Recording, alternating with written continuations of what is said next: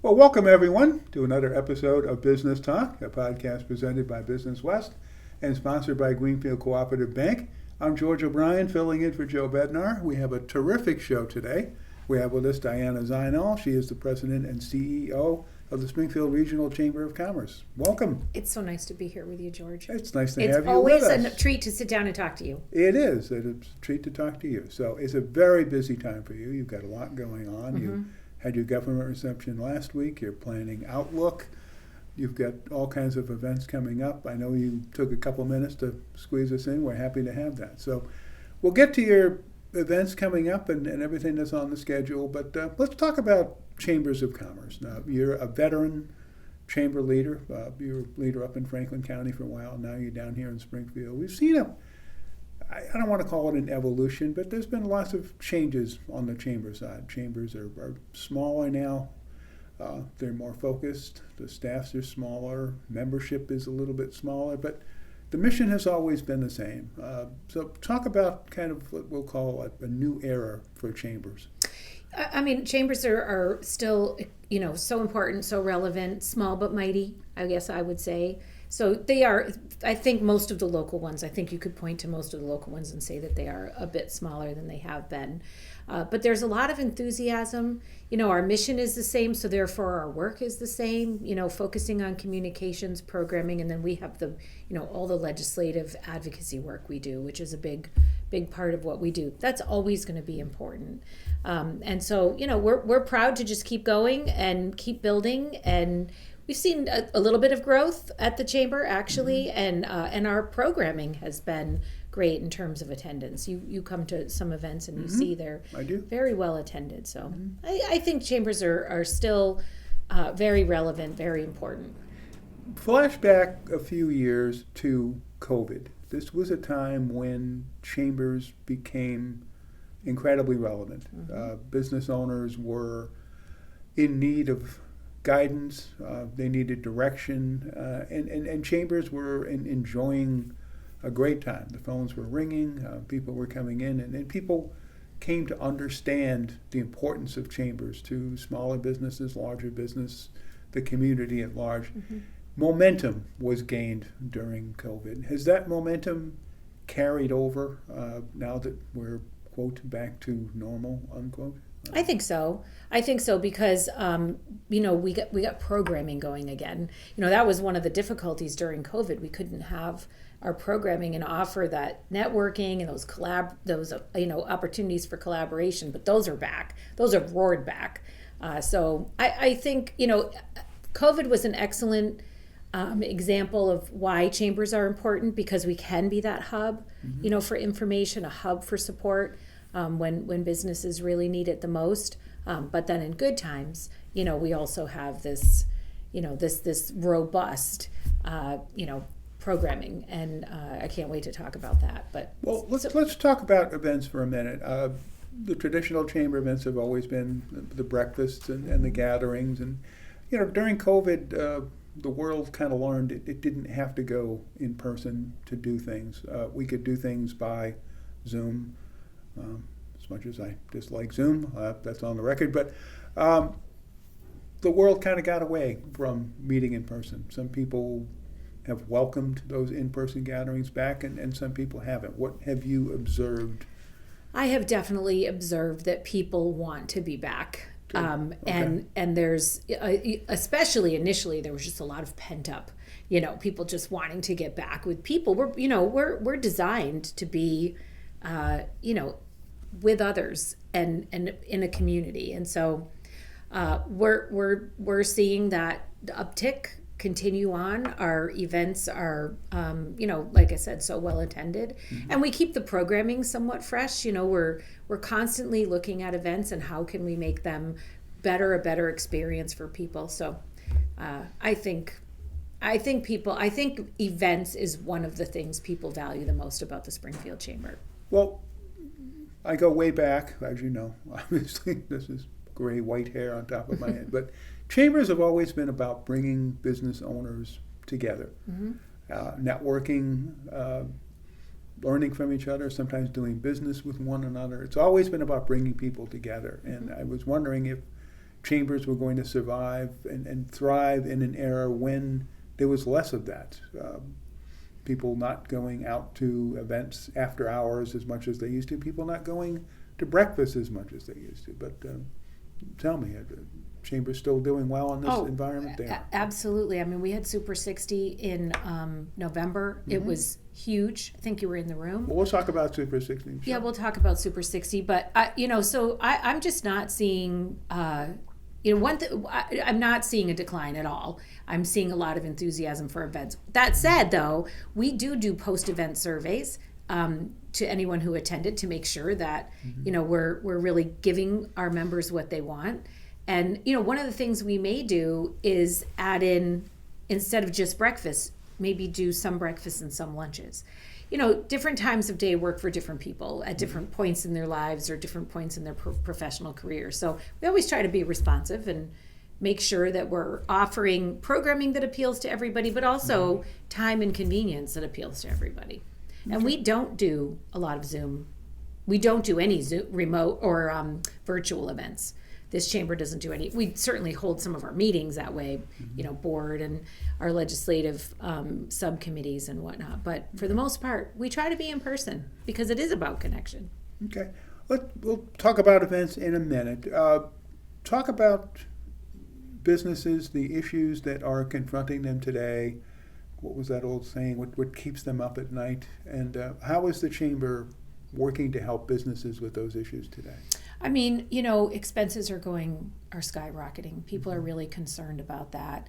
Utilities. So we have an energy infrastructure and environment subcommittee of our legislative steering committee, where, we're really looking at the root cause of what is really making those utility bills go up. And we'll make sure that we add our voice on behalf of our members to ways that those costs can be controlled.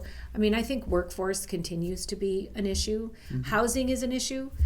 We've created a housing subcommittee for our legislative steering committee to start really looking at, what role the chamber can play in encouraging more housing of all types. That's been part of our agenda, all types of housing.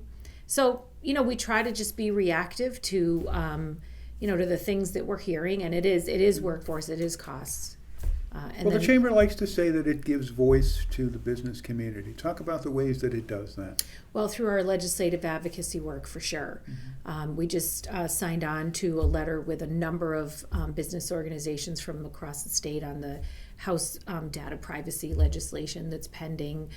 So I think the main thing is to listen to our members. That our legislative agenda is member-driven. So it's based on a survey that we put out every couple of years before the legislative session starts, so that we ask our members what is on their minds, and that way we can be reactive to that. So the way to answer your question, we do it by bringing together within our legislative structure people from across sectors.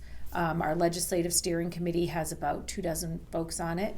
Some are government relations in their companies. Some are smaller companies that don't have that, but they're really industry leaders, so their voice is really important. And then the legislative subcommittees, which sort of drill it down even more, we're bringing together people who are really working in the healthcare realm, in the housing sector, so that we absolutely know where we can be most helpful, where lending our voice is most helpful. Okay. You're listening to Business Talk, the broadcast presented by Business West and sponsored by Greenfield Cooperative Bank. Our guest today is Diana Szynal. She is the president and CEO of the Springfield Regional Chamber of Commerce. So now's where you get to talk about the agenda. It is early February. You've got one big event behind you, the government reception, but you've got 11 months ahead of you. Talk about what's on the slate and start with Outlook. I'm always amazed at Outlook. It's a great event. I show up as early as I can and meet as many people. It's a long winter, and kind of Outlook is like that first big event of the year, and everyone goes. So we're right in the throes of what I consider the busiest part of our event season. Our event season actually runs like September to June. We take July and August off for obvious reasons. So we have a couple of big events behind us: government reception, Super 60, a few breakfasts already. But coming up, as you mentioned, is our biggest event, Outlook. That's on March 6th. That's our premier legislative government economic outlook event. I am so excited that our keynote speaker this year is Susan Collins, who's the president of the Federal Reserve Bank of Boston. This is just going to be a fabulous opportunity for our members to hear from her. Tickets are selling like crazy, so this event will sell out. We also have coming up our Leadership Institute, which is over 40 years old. We have completely revamped the curriculum in working with Western New England University, our great partners over at Western New England University. So that new curriculum debuted last year to raves. It includes things like segments on AI, segments on public speaking. It's really great. So registration for that. Who is the Leadership Institute geared toward? We're talking about young professionals. It's mid and upper level managers, actually. Mid-level managers. And so it's great. We have, we have people come from, nonprofits, from banks. It ends up being this really great group of people. It meets for 8 weeks. They really get to know each other. They get to work together. They do a capstone project. They have a graduation. It is really just an impressive program, and we just can't thank Western New England enough. It's a different professor every week, and then folks who go through the Leadership Institute actually get a free graduate level course at Western New England University. So it's really a home run for the companies that are sending. And registration is still ongoing? Registration is still open. It starts February 19th, so people do need to get registered for that as soon as they can. But we have some of our other things coming up. The Mayor's Forum is always a great one. I think you tend to come to that. We've expanded that to now we invite all 9 mayors from Hampshire, Hampden, and Franklin counties. So it's a really great conversation with those mayors. They're experiencing their own challenges. You got a few new ones too. So. And yes, so that's a great one. We're going to our Beacon Hill Summit. We take a bus full of chamber members into the State House, and our great legislative partners, Senator Gomez, Representative Gonzalez, put together a wonderful day for us of interacting with members of the administration, leadership. It's just terrific. And I'm really happy to report it's been since 2018, but our Washington Symposium is coming back. Okay. So that we should be releasing the registration on that very soon. We work with our friend Congressman Neal on that, and that's in September of 27. Talk a little bit more about that. This is going down to Washington for a day? No, it's going down to Washington really for a few days. Okay. It's one solid day at the Capitol, and then kind of 2 half days on either side of it. I've looked at previous itineraries. This is the first one that I'm having the opportunity to actually pull together. So I'm excited about it. And actually, there's a lot of interest. People are waiting, for this registration to be released. That will probably sell out pretty quickly. Okay. Once we. What were the dates again? September 15th through the 17th. Okay. Yeah. So that's the only event we hadn't sort of brought back since COVID, since I came on board.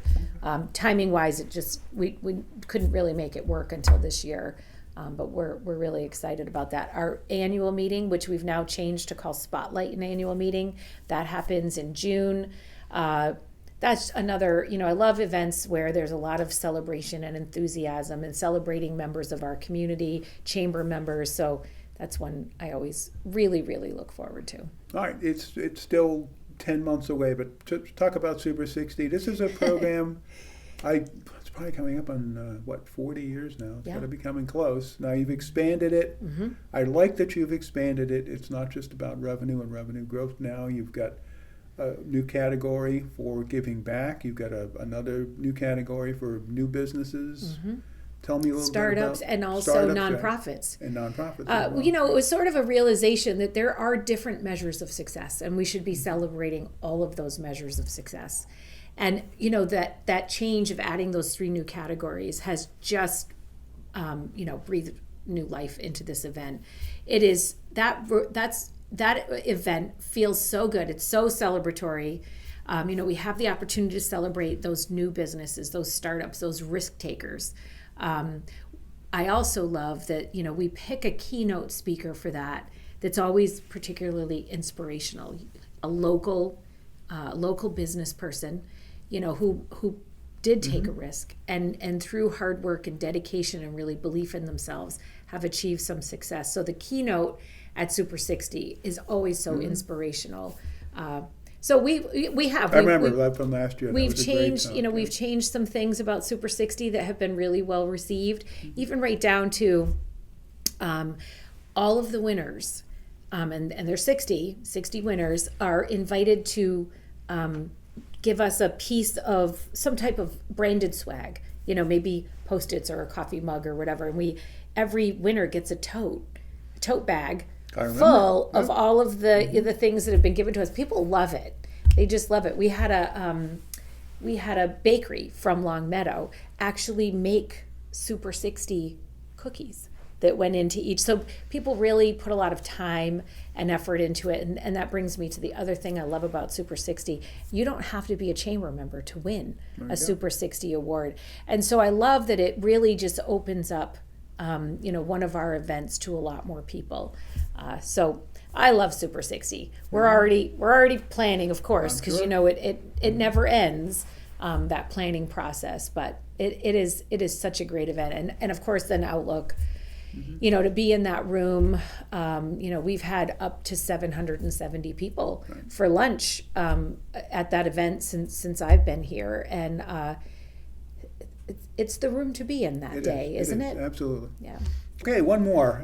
Let's talk about branding. You're doing a lot more new branding, starting with socks. I know, you came aren't bearing they so gifts. fun? You did. So we did do a full new rebranding, and that was done in conjunction with getting a new website, upgrading our database, and we thought it would be fun to do some socks. And so we had our good friend Lenny Underwood at Upscale Socks, a chamber member, design these socks, which people have absolutely loved, by the way, and that's a little present for you, my friend George. Thank you. It's nice to have this new brand and be able to really, be putting it out there. I think it looks great, and of course, Lenny just did a great job on the socks. I'm actually wearing them today because they match my outfit. You need two pairs. I do. It's so cold outside. Okay.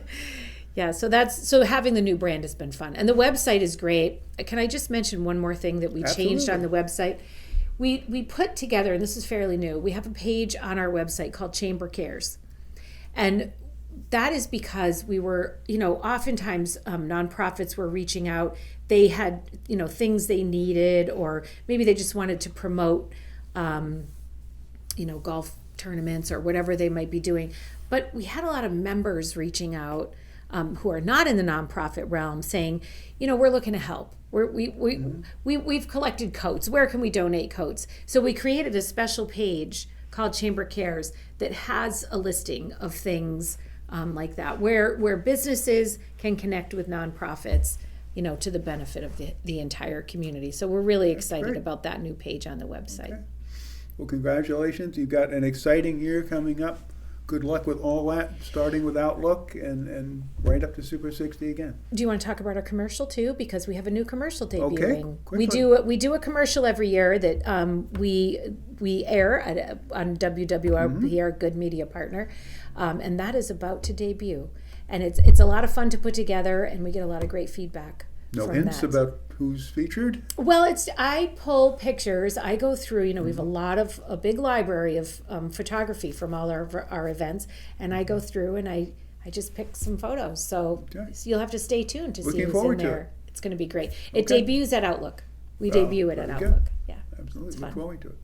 All right. Well, thank you for coming in. Very insightful as always, and we'll have you back soon. Excellent. All right. Thank you for tuning in. This has been another episode of Business Talk, a podcast presented by Business West and sponsored by Greenfield Cooperative Bank. I'm George O'Brien, filling in for Joe Bednar. We'll see you next time.